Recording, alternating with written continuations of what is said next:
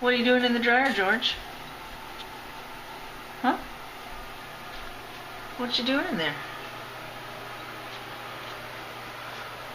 George is in the dryer.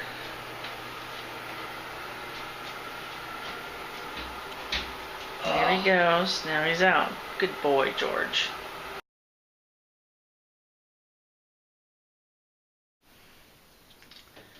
George is back in the dryer. And now, I've tried to encourage him to come out. What does he say? George, stop laying down and George, come out. what do you have to say about this?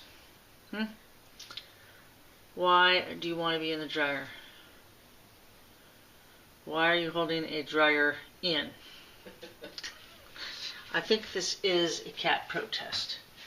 He's holding a dryer in protest.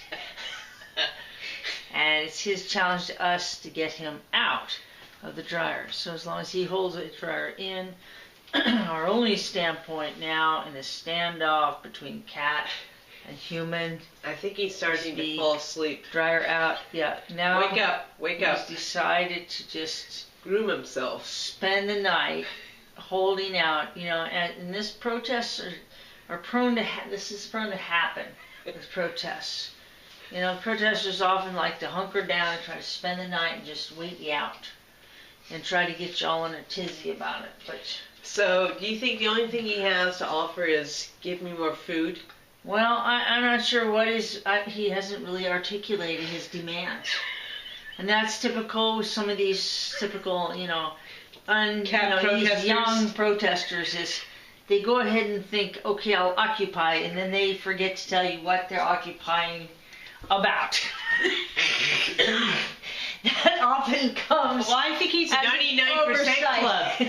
Yeah, so that must be it. He's a 99% protester. Okay, now he's decided to relinquish the protest site, leave himself from the area.